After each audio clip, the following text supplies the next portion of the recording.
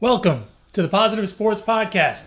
I'll be your host this evening, Ed Montana. Alongside me today, my brother from the same mother, Alex. How are you today? Yes, we have the same mother. Hence why we're brothers. That's right. That's right. Just one a little more handsome than the other.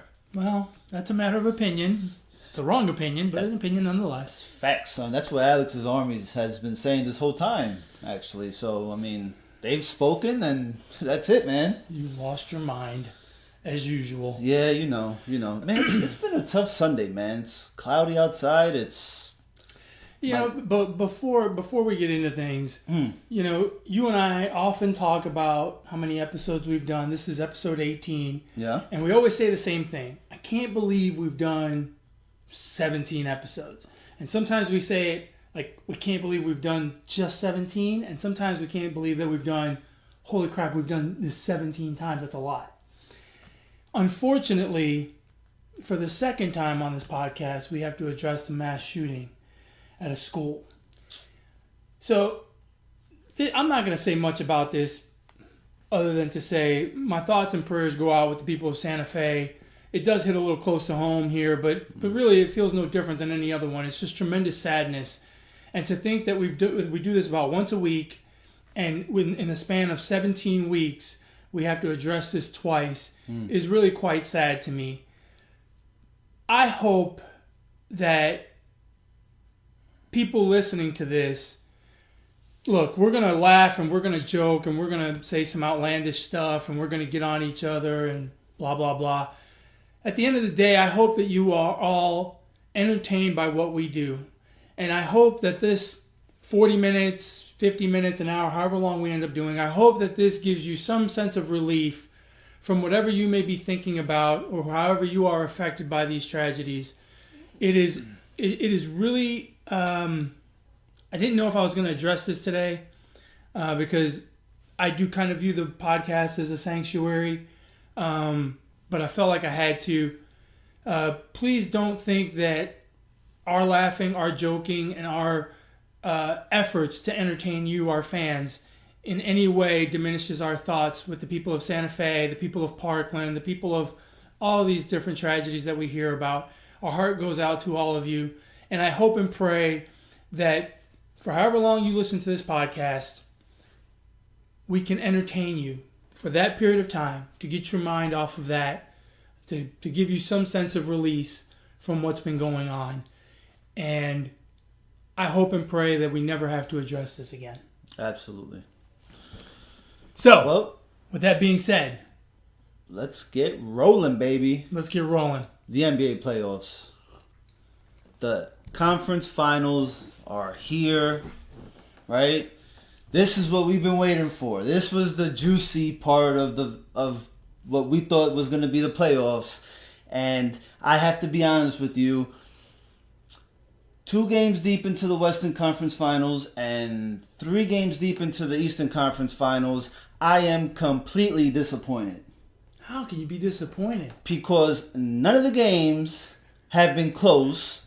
You don't know what you're going to get out of either of the 4 teams. Yeah. And I hate it. I have not enjoyed these games. Yeah. I'm sorry. The series, I think the series are going to be close, but the games in and of themselves have not. Now, I hope that changes as we get to game 3, 4, 5, 6, and certainly game 7. But right? does that make it a good series? No, you're right. I tend to agree with you. I don't think it's been a good series, but the fact that both teams, on both sides, the fact that both teams have been able to master the other side tells me that they've both been able to make adjustments, and at some point those adjustments will even out, and I think we're going to get some very exciting Game 4, Game 5. Look, the game tonight between the Rockets and Warriors, I think, is going to be a really good game because now, after Game 1, the narrative wasn't, and let's get right into the West.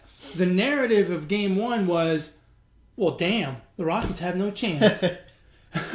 Why did we play all of this? Right. The Warriors are obviously better than everybody else.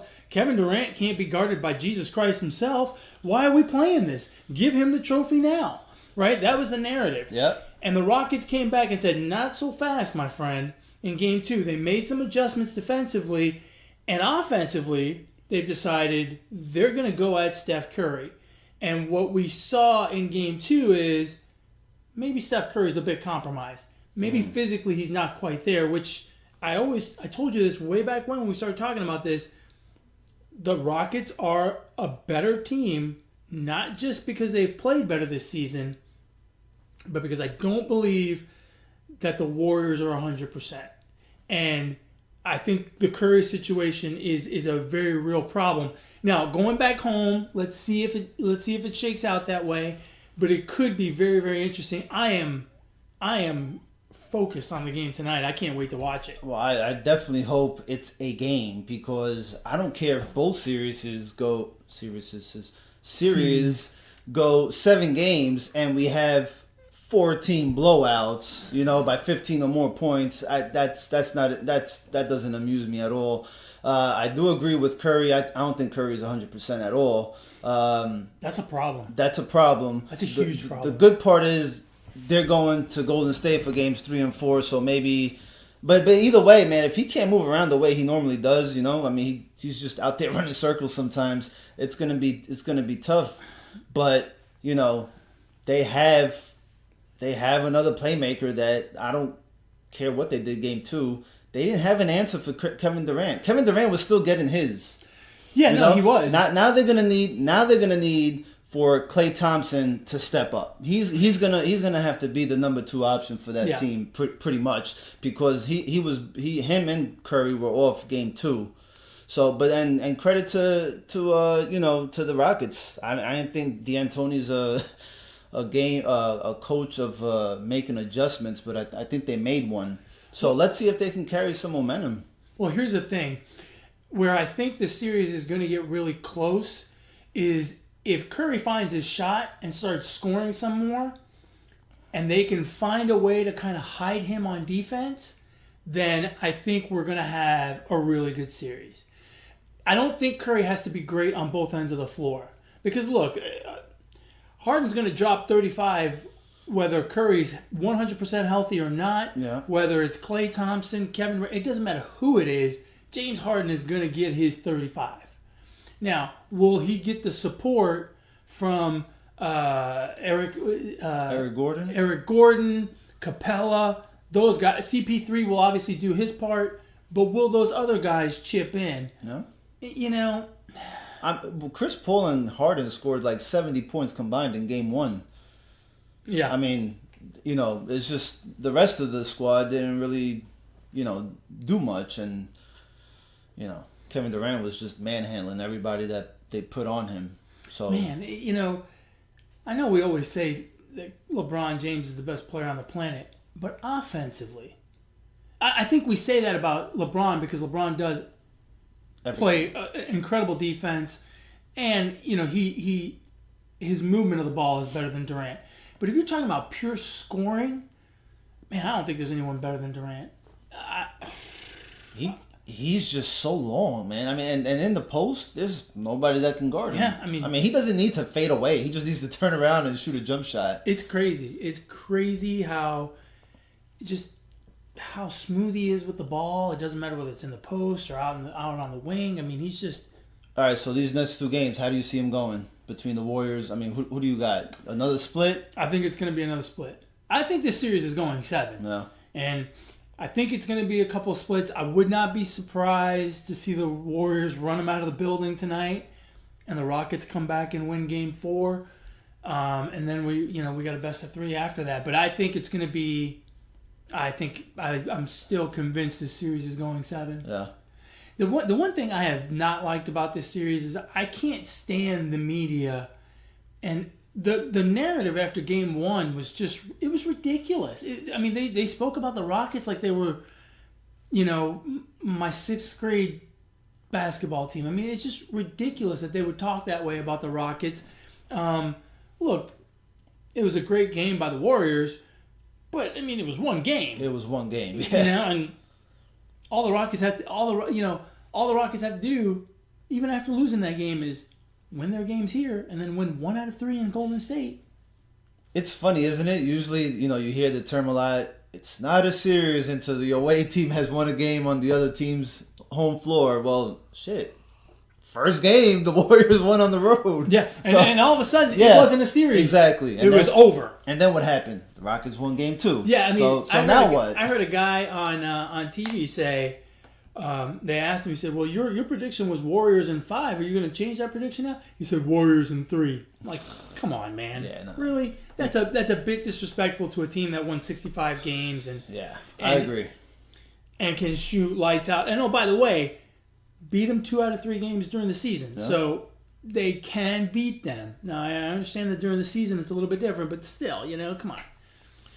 And then on the other side, I don't know what to even think of. This one is just, I don't understand, man. did we both pick Boston? No, I did not pick Boston. I picked Cleveland. I picked Boston. I picked Cleveland. I I was don't looking know. like a genius after game 2. Yeah, we're gonna have to look that up. But I picked Cleveland, and I still think Cleveland's gonna win. It just feels like both teams are Jekyll and Hyde, man. Like you just don't know what you're gonna get out of them. Well, here's the thing. With both teams, this could be a series that goes 7 games where the home team wins every game, and I'll tell you why.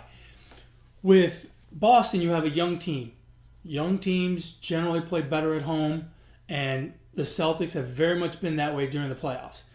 And then on the other side, you've got LeBron and a bunch of role players, and role players generally play better at home than they do on the road. So, and that's been the case really throughout the playoffs with Cleveland. They have been very much a Jekyll and Hyde team. Yeah. So, I think this could I said Boston in 6 originally, but I could see it going 7 very easily, and I could see the home team winning every single game. But you're right. I hope we get some closer ones because Yeah, I mean that was a 30-point blowout. Game 3.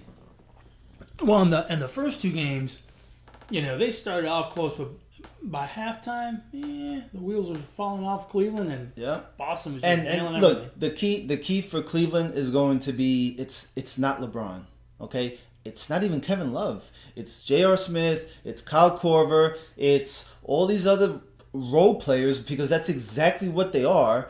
And to be honest with you, when you're on a team with LeBron, you're gonna be a role player, okay? Unless you're Dwayne Wade, Chris Bosh, right? You're gonna be a role player, or Kyrie Irving. You're gonna be a role player. They just need to step up, man. Plain and simple. There's nothing else to say. You got to hit your open shots. I mean, geez, he's taking all of the pressure off of Yeah. him. Just make a bucket. just make the shots, man. You're pros. Just make the shots. And again, I'm gonna keep saying it. Jason Tatum, Jaylen Brown, they're gonna have to play like some vets, man. When Al Horford doesn't have a good game, when Morris is not having a good game, these guys are gonna have to step up. And their age may show when, like you say, when they're playing on the road. With the visiting crowd, how are you gonna react? How are you gonna react down 15? Are you gonna be able to make a comeback? Are you gonna have the it to come and come back and deal with come it. back, or you're just gonna lay down? So and I think that's what happens to a lot of young teams is when it gets away from them a little bit, it gets away from them.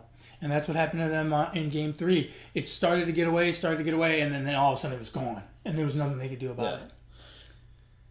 Here's another beef I have with Game 3 of the Cavs and Celtics. Well, not with the Cavs and stuff, but the NBA and football. Please stop scheduling a playoff game on a Saturday night. The games are never good. They are never good.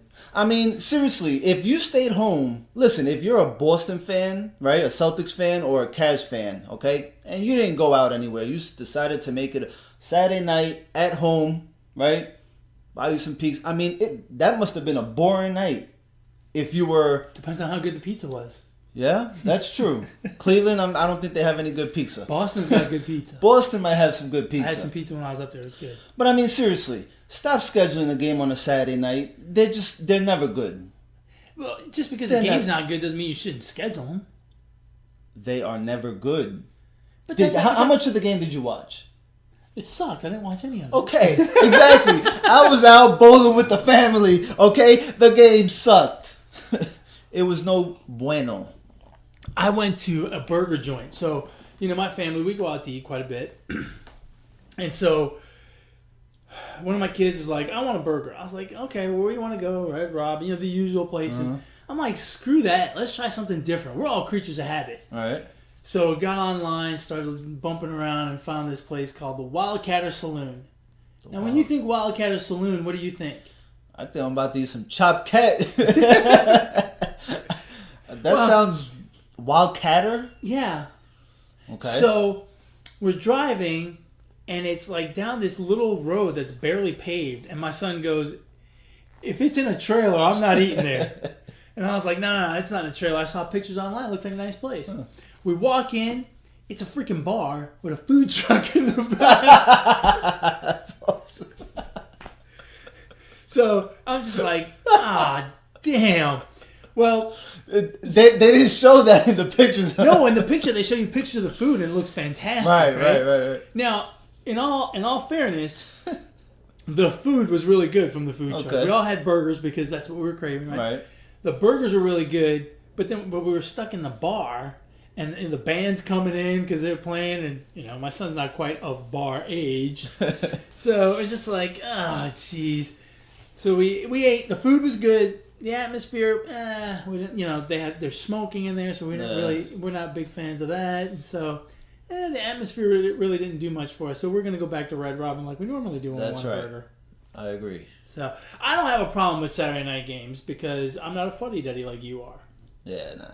What do you care? It's not like you're going out and partying. It doesn't. But a playoff game of that caliber, a wild card game in football, a conference final game in basketball. I mean, if I stay home on a Saturday night, I want it to be a little better than that. Yeah, but you don't go anywhere anyway. Well, I did last night. Oh, jeez. I did last night. Look, what difference does it make if the game's on Thursday and it sucks? We're not talking about Thursdays here, okay? We're talking about Saturday nights, all right? The fact of the matter is that we went bowling, and I wanted to bowl and watch the game at the same time. Well, you could have concentrated on bowling. It doesn't matter. Well, I still suck. It doesn't matter if I concentrate or not. What'd you bowl? Yesterday was horrible. It was like 120, 130. That's not horrible for you. Yes, it is. I'm usually like around the 140, 150 range. Dude, you've hit 150 once in your life. If that. Dude, 150. I could bowl 150. Yeah, all 3 games added up together. Probably. Did you win? No. Well, no, I did not. I did not. No. With the bumpers?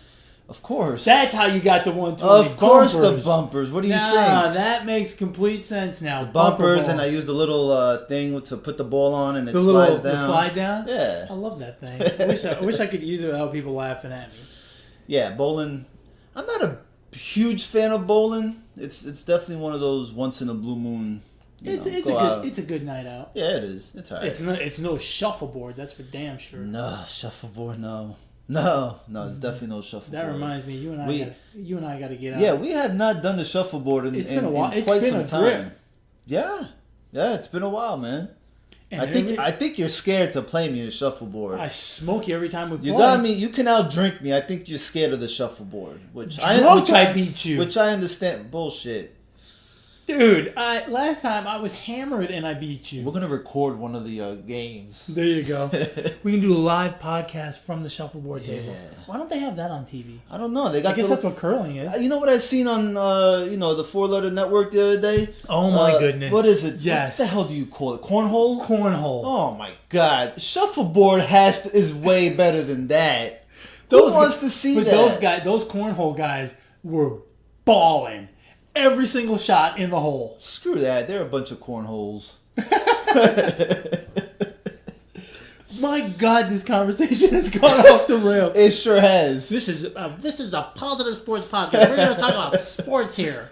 We're talking about cornhole, shuffleboard. That is. I don't consider that a sport. Just for the record. What? That cornhole. It was on ESPN. I don't care.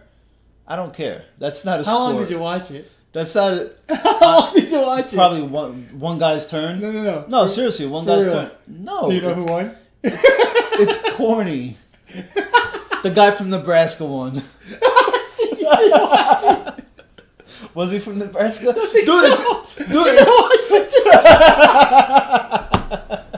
Dude, it's been going on for like 2 weeks. Is it really? Yes. I mean, not that I know. I got the championship. Not that I watch cornhole. You do. Don't lie. You're like No. me. You're just like me. You sit there and you start flipping channels and you get the ESPN 63 or whatever it is, and you see some off the wall sport. And you're like, oh, that looks kind of interesting. That looks I interesting. wonder what the rules of this are. I play this at the bar all the time. That's hilarious. I knew you watched it. No, I knew it. I absolutely knew it. So you're not changing your prediction on the Cavs and Celtics? No. What about- Cavs in 6. That's what I Is that said, what you- right? I don't know. I don't Yeah. remember. Well, either way, I'm not We'll changing go my back and look. prediction. What did you say for the Warriors Rockets? I know you said Warriors. I but- said Warriors in 6. I may So- have said Cavs in 7, but I know I said Warriors in yeah. 6. So we're going opposite, and Yeah. and you're still comfortable with your pick. Yes, of course. Of Okay. course. I'm more if and not 100% Steve Curry worries me a little more for the Warriors. I'm not worried about the LeBron. I'm Really? not worried about that series. Let's see. For At me, I'm in the same boat. I am more worried. Now I picked Rockets in 7, Celtics in 6. I am more worried about my Rockets pick than about my Celtics pick, Yeah. only because I think the Celtics are just better than the Cavs at this point. Young team or not, LeBron or not, I just think they are. Yeah. Whereas on the other side, I know that the Warriors are good enough to beat the Right. Rockets. I don't think the Agreed. Cavs are. Okay. Well, it should So- be interesting. Hey, man, those are our predictions for the Eastern and Western Conference Finals. If you guys want to share your predictions with us, hit us up on positivesports10@gmail.com. That's positivesports10@gmail.com. If you want to share your thoughts with either one of us, you can catch my brother Ed on Twitter at eMontana21 or myself on Twitter at Brooklyn Gaucho. Let us know what you guys think. Let us know your predictions. We would like to hear them. We would like to see if they're different, they're the same. Let us know, man. We're all for it. And if you have any wonderful cornhole stories, please feel free to share those with us as well. Don't talk out of your cornhole. Hey, so now we've already made it through about a quarter of the season in baseball, right? Yeah, we have. So- we have. It's a little too early to talk about the playoffs and stuff like Yeah. that. You know, the summer's. But what's the biggest surprise for you this at this point in the season? 25% of the season done. What's the biggest surprise for you? There are so many surprises. I think there's a handful of surprises. Yeah, there's a handful. to me. My biggest surprise, I would have to say, are the Houston Astros. Really? Yes. Here's the reason why. Because they won the World Series last year. You know that, right? And the hangover. And they don't seem to have one. They lead the league in... They don't have a hangover. They lead the league in Team ERA. They got 1, 2, 3 Yeah. in ERA. They ERA lead leaders. the league in strikeouts as a pitching staff. Mm-hmm. Their whip is under 1. Batting average against... The batters are batting under 200 against this pitching staff. Wow. They don't have a hangover, and I'm surprised that they've been able to play this well and to pitch this well. I mean, Here's where I disagree with you. The hangover usually happens to the losing team, not the winning team. No, I'm just saying. Usually happens to the losing team, not the winning team. Second, I'm not surprised at all by the Astros. That's a damn good team. Their pitching is a little bit better than I thought. yeah, But I still thought they would win the West because I think they have a great balance of hitting and pitching. Yeah. Right. The pitching has been light. I mean, historically good. their best pitcher is not their number 1 from a year ago, Dallas Keuchel. You got Verlander, you got Charlie Morton, and you got Garrett Cole, who was a Pirate. A pirate, yeah. I mean, Not literally a pirate. No, He played for the Pittsburgh Pirates. yeah, this ain't SpongeBob. I don't. Seems like a nice guy. I don't think he's a pirate. So yeah, I'm surprised by how well that team and the pitching staff has performed. I really am. Yeah. What's your surprise? Oh, for me, the biggest surprise has got to be the NL East. And the NL East, 4 of the 5 teams are surprising me. Because the Mets surprised me for the first 20 games. Then they surprised me in the exact opposite direction for the next 20 games. Yeah? Man, the way they came out of the gates, I was surprised. I was not as high on the Mets as you were, and I was like, this is great. You know, I was in heaven. And then they played miserably bad. And now it's not surprising because they're about a 500 team, which is what I expected, maybe a little bit more than that. And the injury bug has bit them again, which happens every year, so I'm not surprised at all. Right. So the Mets have been kind of a partial surprise. Okay. The Nationals are the best team in that division, and they're 4th. Are they? So there's a surprise. I mean, I don't understand. Well, I do understand. It's a bullpen problem. It's been a bullpen problem for as many years as they've been good, which off the top of my head, at least 4 or 5 years. Yep. The bullpen's always been an issue. They keep trying to put Band-Aids on it, and it doesn't seem to work. I don't know who they have making bullpen personnel decisions, but that dude needs to be fired. There's a serious problem there. And then the other 2 teams that are surprising me in the NL East, although not as much, are the Braves and the Phillies. Yeah. They're playing really good baseball. They're are. young teams. That is the fact that they're playing good baseball, being a young team, is not that surprising. You see that happen every so often. If we had this conversation at the halfway point and we're still talking about the Braves and the Phillies, I'm going to be a little more surprised. But they have been a pleasant surprise. Both teams have a lot of good young players.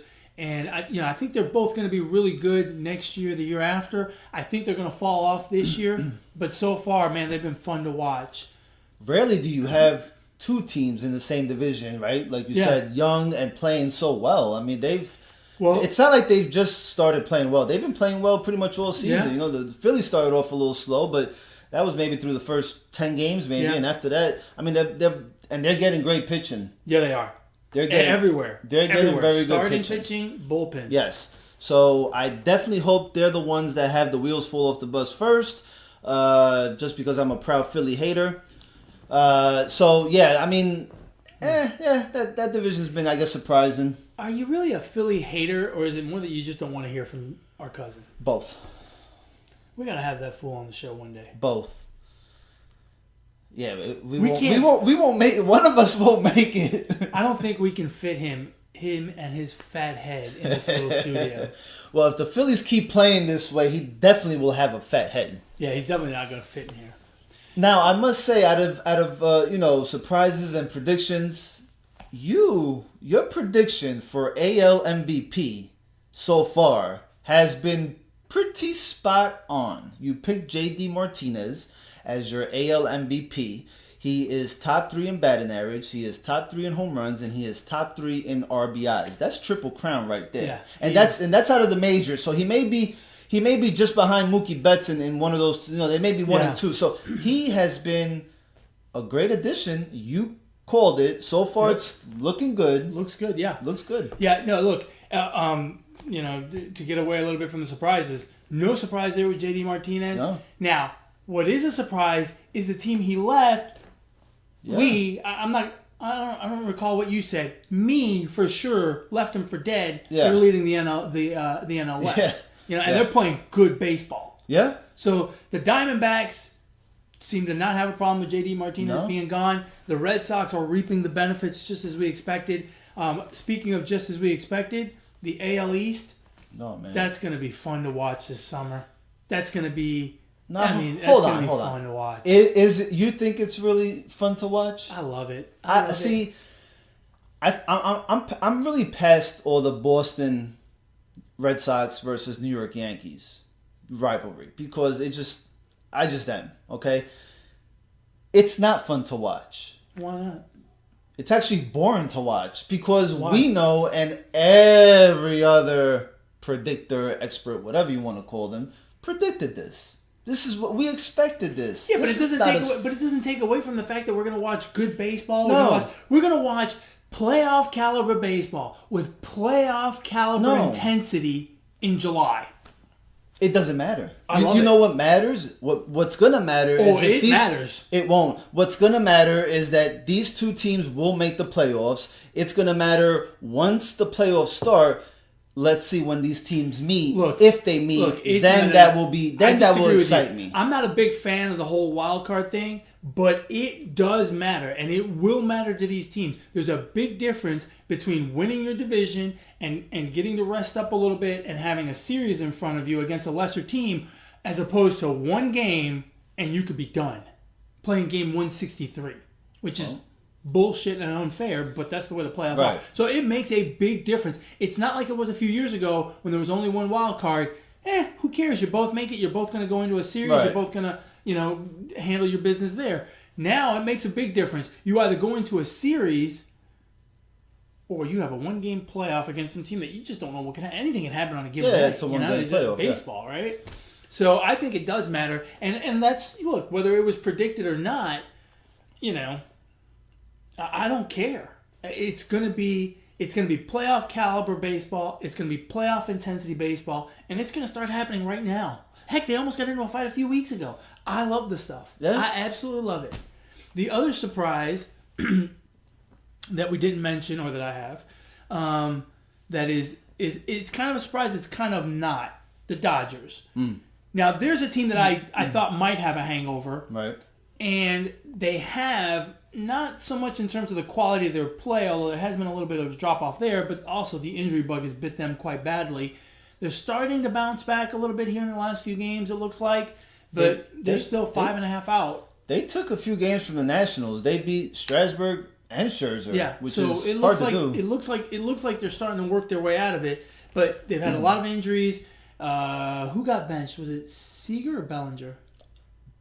Bellinger. Bellinger got benched for not running out a ball or whatever. So, there's some hangover-ish issues on that team that make me worry about them. And it is a little surprising because I thought they'd be better than that. They're not a young team, so I expected them to be able to kind of bounce back and go through the season and win their way through. The other one, it's a surprise but not a surprise. I could see it going either way. My man, Ohtani. Man, yeah, That guy, I love that guy. 40 games in. Looking good. Well, not that he's played in 40 games, but although he could have played in 40 games, right? Because I wonder if they're gonna jack up his games played next year. Because he only plays like 4 out of 6 games. Like, he doesn't play. I think slowly they will. I mean, you got to remember, he's 24 years old. So you're gonna play him a lot when he turns 40? No, play him a little more as he gets, hits that peak. Peak of 26, 27 years old, right? Look, I get it that they're trying to baby him, but I kind of want to see it. Yeah, I want to see it. And I think we will. I think we'll see it. I don't think we will this season. No, probably not this season. Next season, I think we will. It's gonna be nice. And it will make for interesting baseball talk again. And even this year, as little as he's playing, how is he not the MVP? Huh? JD Martinez is great. JD Martinez hasn't struck out anyone this season. No. He hasn't. His whip is non-existent. He's got no whip. He's got his whip against. They said Mike Trout is on pace for having like the greatest Major League Baseball season ever. I looked at his stats, and I'm like, he's gonna have a good year. They're judging it off sabermetrics, which I let's not get into that because I have no idea how that goes. I can't even spell sabermetrics. But I'm like, how can you? Why even bring that into play? I mean, and he's really not. I don't think he's even batting 300. He may be just under, right? Like 280. He's batting 290. He's on pace for I think 48 home runs, which is a good number. Good. On pace for 48 home runs and 100 RBI. And probably a bunch of runs too. Yeah, a bunch of runs. But that's not. Look, we've seen historically better numbers than that. And he's batted 300. Yeah. Over 300. Yeah, I don't understand why they're talking like that, but I don't know. Somebody's all excited. Did you see Verlander make a fool out of my man Ohtani the other day? I did not. I did see him make a fool out of himself when when Robinson Cano, in case you haven't heard, I'm sure you did, got busted for for PEDs, he tweeted out, and here come the excuses. That's what he tweeted out. Verlander did. Well, he must have short-term memory because one of his compadres back from Detroit were busted for PEDs, and he was the first one to speak out and stand up for the guy. So you kind of look like a fool to me. Yeah, his comment's not wrong, though. It's not wrong, but you can't have it both ways either. His comment is not wrong, but he can't make it. Right? Because, look, when was the last time a guy came out and said, yeah, I tried it. No. Shit, I got caught. Totally agree. Right? But it's always, someone stabbed me in the butt the other day and had steroids in it. I ate some tainted, with the Canelo route, I ate some really bad tacos or something. You know, I mean, look, these guys always have excuses. No, his comment's not wrong. It's not wrong, but don't make it. But don't make it and be hypocritical. You know, when you obviously back your team. If that was your teammate, you would have had his back 100%. Yeah, probably. Okay, so then just shut up and don't tweet about it. Let someone else make the comment. Like exactly. Us. Here come the excuses. Where to next? Oh man, I don't know. Is that it? Is that all the surprises we have for baseball? Surprises. I mean, Pittsburgh, the NL Central has been a surprise. You got like 4 teams within a game and a half. It's early. Cleveland's in first in the AL Central. Yo, who do you got, Lindor or Correa? I gotta ask because for the past 2 years I've been saying Correa. But man, Lindor is, I think he's gaining some momentum, man. He's got some pop to his bat that we didn't really see towards the beginning. He's got a great glove. He's got good range. He's got good speed. He can turn a single into a double. He's got some pop in his bat at the leadoff position, too. Last year I said Correa. Yeah, I did too. And this year I say Correa.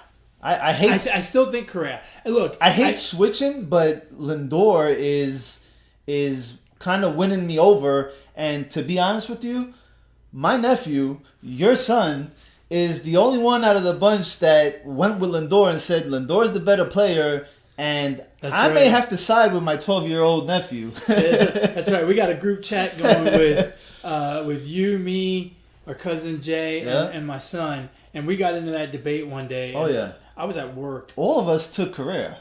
Yeah, except for my son. My son took Lindor. He's a huge Lindor fan. I like Lindor. Look, I think that all in, I think Correa's a little bit better. You say that and you're struggling.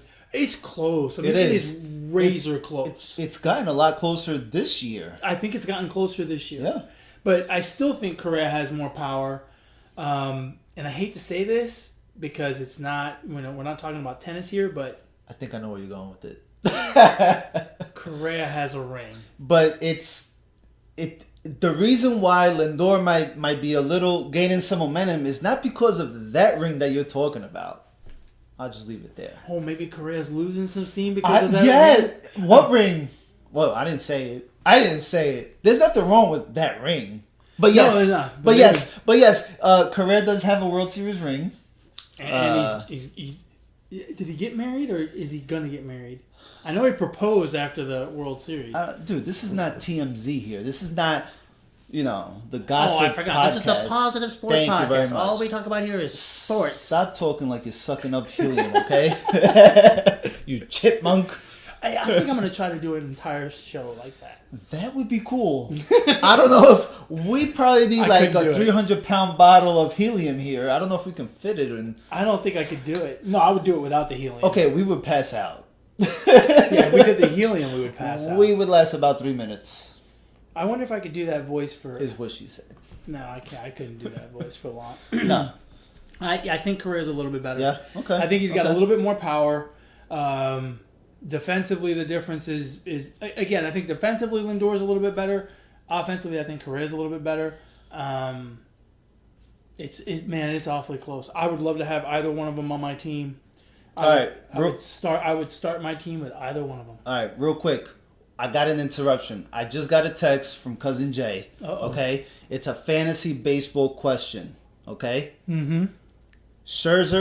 Max Scherzer for Mike Trout. Do you do it? I know. We're not too big on fantasy, but that's a good. That is a great question. and that's a toughie. I guess it depends on how your fantasy is weighted, right? Right. If it's weighted more towards pitchers, then obviously you take Scherzer. Yeah. If it's weighted more towards everyday players, then you got to go with Trout, right? I guess, and it depends what the rest of your team, right? No, just straight up, right? Like, let's say you have the first pick in the fantasy draft, and those are your two choices. Yeah. Oof. Man, Damn, that's a tough call. Since we're not like fantasy draft, players and stuff like that, would you do it in Major League Baseball? Oh, Major League Baseball. Yeah, let's just say, right? Okay. Since we really don't. Well, if I'm the Nationals, Oh man, I don't think I do it. you don't do it. No, if I'm Even though the, you have Strasburg, the Angels don't have an ace like Scherzer, they have Ohtani. and oh yeah, Pitches once a month. I mean, once a week. and plays every other day. That's all right. If I'm the Angels, I do it because I do it. You do it. I do it because I would do it too. Otani's good, but he's not. I don't think he's an ace yet. I would do it too, and at this point of Trout's career, you're gonna have to. That contract is gonna be 30 between 40 million. Do you want your eggs in that basket? I mean, he's that good, but I don't know. If you're the Nationals, do you do it? You say the Nationals already have Strasburg. They Bro. also have Bryce Harper. Exactly, that would be sick.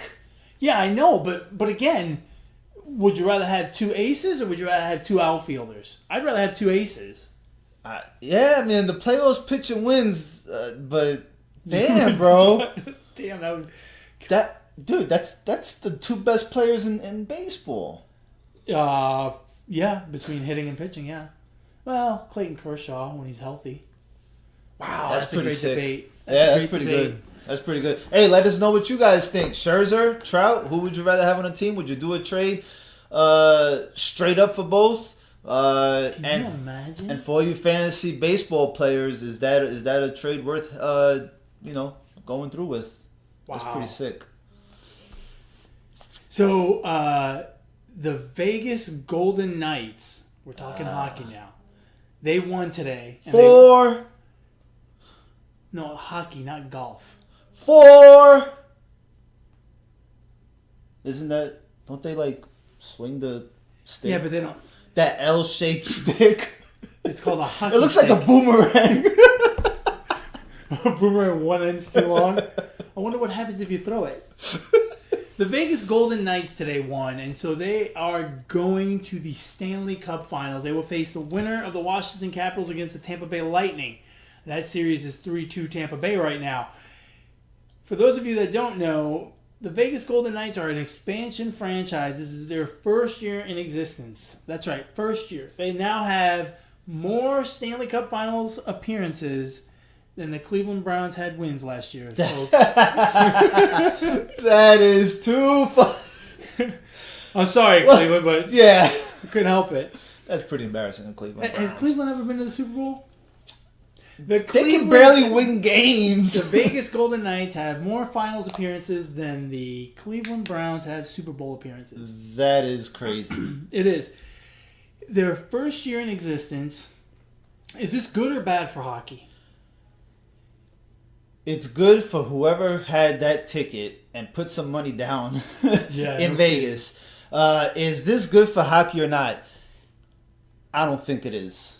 When you have an expansion team, you are not picking the cream of the crop players.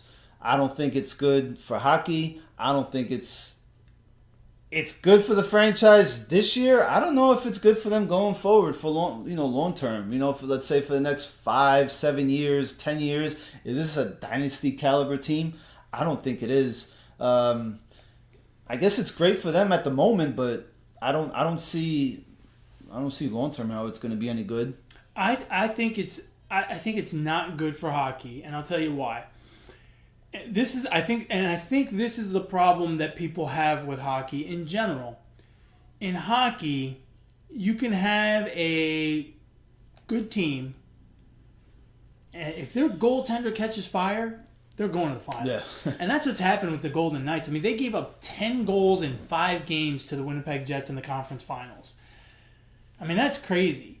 Marc-Andre Fleury is playing like an 800-pound sumo wrestler. I mean, he is just blocking the entire goal mouth. And it is ridiculous. And he's not. How old is he? He's up there, isn't he? I don't think he's in hockey age. In hockey age. Oh yeah, he's been around. He's an experienced guy. Yeah. He's been to the Stanley Cup Finals before. You know, he's been on these hot runs before. But teams have gotten rid of him because he's so inconsistent. But he's just blazing hot now, and that's bad for hockey because look, we see it in the NBA. If one guy got hot on, if one guy got hot on the Raptors and they made it all the way to the NBA Finals, the Raptors are a bad example because they actually had the most wins. Well, they're kind of like Vegas, right?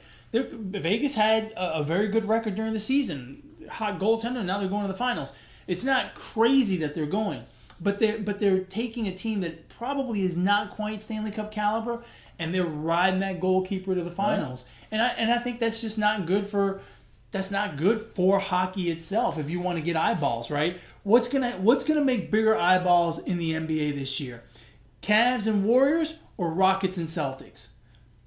Cavs and Warriors is going to be a ratings bonanza for the NBA. Which I picked, by the way. Because the Warriors are must-see TV, and LeBron's on the other side. With the Rockets and the Celtics, they might have been must-see TV with Kyrie, but he's not going to be there.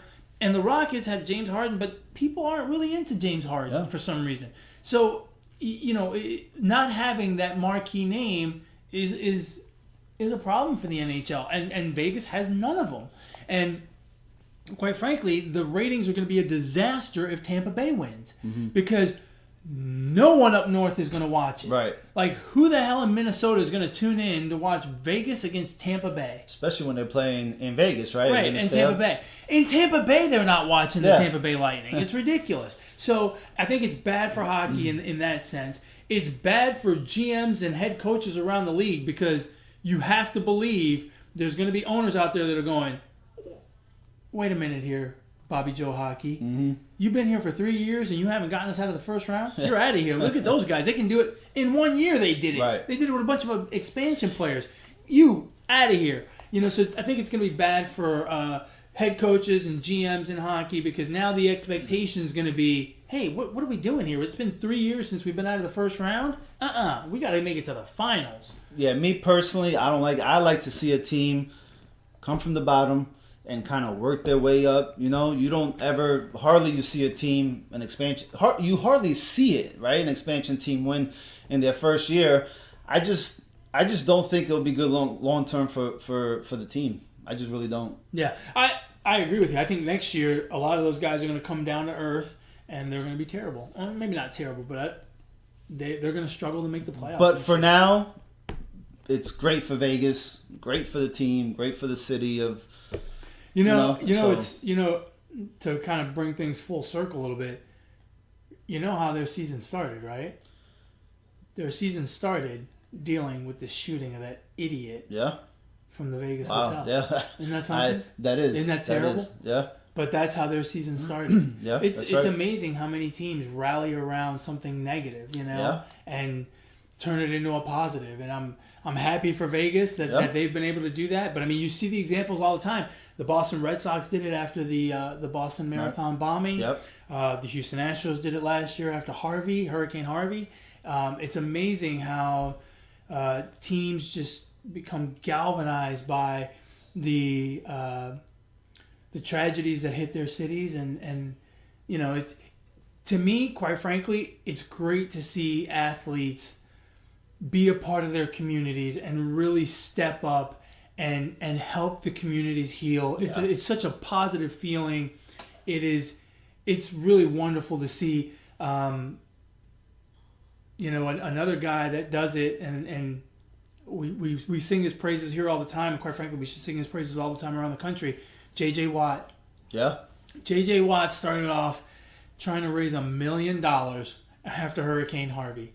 That's all he wanted to do, was raise $1 million. He ended up raising $37 million. I mean, just amazing. And he was out there working. And now he's paying for the funerals of these Santa Fe, the people from the Santa Fe shooting. I mean, he's just a super great guy. You know, I love it when we see athletes be a part of their community and help their communities heal and help their communities beyond the tragedies that afflict them at times. And it's extremely special to see. And, you know, I my hat's off. And for that, I will be rooting for the Vegas Golden Knights during the Stanley Cup Finals. Good deal. I love the Stanley I'll Cup be fine Finals. if they win. I probably won't watch a lick of the Stanley Cup Finals, but Oh, it's the finals. I love the finals. The intensity of the finals is Yeah. ridiculous. yeah, Hockey. it's hockey. Hockey's Full great. contact sport. Yep. So what's up, man? Ready to wrap it up? Or you got Sure thing. or you got anything else? No. No, I don't have anything else. You got a shout out today? My shout out goes to Thank a God. young. Oh, never mind. I forgot to shout out. My shout out goes to a young man, 12-year-old Little League baseball player who plays for the Katy Outlaws, which is just outside of Houston. Trying to be nice. My shout out goes to my nephew. He had a baseball game this week, and the game was tied at 3. It was a playoff baseball game. He was up, runners on second and third. There was 2 runners on. I can't remember what bases. First and second. First and second. And he got a pitch that he just manhandled a little bit too high, but he caught it straight away, center field. My man, you missed it. Shame on you. But it gave me absolute goosebumps. I pretty much am a baseball player through my nephew. I mean, that is clutch. I don't care what major leagues, minor league. It's a playoff baseball game. And for a little leaguer to hit a home run like that to straightaway center field, it must be, what, 250 feet, Yeah. right? Yeah. I think it's 240. Yeah, I mean, that's impressive. To give the team the lead, they ended up winning the game. One of his teammates had 2 home runs in the game, both to left field. I mean, it was a great display of offense from 12-year-olds. It was pretty cool. So, shout-outs to my nephew. Keep up the good work and practice hard. Yeah. I have watched easily 95% of my son's games. And I got stuck working late the other night. I was on my way, and all of a sudden my phone just blew up. I got a whole bunch of text messages, and I was like, what the hell? And I look at it, and I got goosebumps just reading it. Yeah, it was pretty cool. Because my brother gave me the play-by-play and all the gory details. And so, yeah, go figure I missed it. Next time. That's in that 5%. It's not his last. No, it won't be his last. He works hard at his craft. He works really hard at baseball and at hitting especially. Yeah. He went through a bit of a slump earlier this season, and man, he was working on it all the time. So, well, that's good. My shout out goes to. So, before I give my shout out, I'm gonna preface. I'm gonna give a little lead in. Okay. So I'm a runner. I run long distances, right? I run marathons. I do speed work. So I get on the track, and sometimes the workout is an 800 meter sprints with some recovery, sometimes 1600, sometimes 400. And here in Houston, especially in the summer, it is hot. No. And I go out there and I run my ass off. You know, I run with a group. And every now and then you see a guy who just runs a little too hard and loses it. Loses it how, you say? Gets done with his sprint, bends over, and hurls. And I've always thought, damn, that's cool. I know that's kind of sick, but I think that's pretty cool. And I'm especially impressed by the guys that puke and continue. So, this week I came across a little story. Pitcher from Rhodes University in a Division III playoff game, pitcher by the name of Nick Bosma. He leads the league in saves. Okay. He comes in the ninth inning against Franklin College. He comes in against them to protect a 4-2 lead in the ninth. He pitches to the first batter. He walks him. I'm not kidding. He gets the ball from the catcher, turns around, walks to the back of the mound, and just lets it fly. Wonder what it was. mean, I don't know what it was. But, and it wasn't like just a quick whoosh, and that was it. No, he was bent over for like a good 10 seconds. Stood up, took a couple steps, and then bent over and puked again. Whoa. So much so that the first baseman was smart. He's like, wait, time, right? Because it's a live ball. The player could have gone a second. Comes over to him. The third baseman, you can hear him frantically calling the manager. The coaches come out. By the time they get to him, he's finally finished puking the second time. And he waves them off. He's like, no, I'm fine. And the umpire says, oh, well, you want a couple warm-ups or whatever? He's like, fine. Throws a couple warm-ups, mows down the rest of the inning, and preserves the 4-2 win for Rhodes University. So my shout-out today, Nick Bosma, you are the man. Pitch, puke, pitch some more. I love it. That's pretty cool. I know. That's a pretty good slogan right there. Pitch, puke, pitch some more. That's a T-shirt. Yeah, that's a T-shirt, Hey, bro. Nick, make that T-shirt, brother. And, royalty checks can be sent to... you got anything else? That's pretty cool. Nah, man, nothing else. I think we're done. That sounds like a wrap. Santa Fe, we love you. Stay strong. And with that, folks, we've come to the end of another episode. If you want to get a hold of the episode, you want to share your thoughts and comments with us, you can email the show at positivesports10@gmail.com. Positivesports10@gmail.com. If you want to get a hold of my brother, you can do so at... Don't be a leader, be a follower. Follow me on Twitter at Brooklyn Gaucho. And finally, if you want to get a hold of me, Nick Bosma, you want to talk to me about some T-shirts, hey, you can hit me up on Twitter at eMontana21. And with that, we've come to the end of another fabulous episode. Folks, it's been a pleasure being with you, speaking with you this evening. Thank you very much for your time. We appreciate it as always. But more importantly, as always, ignore the negativity. Be the positivity. Peace.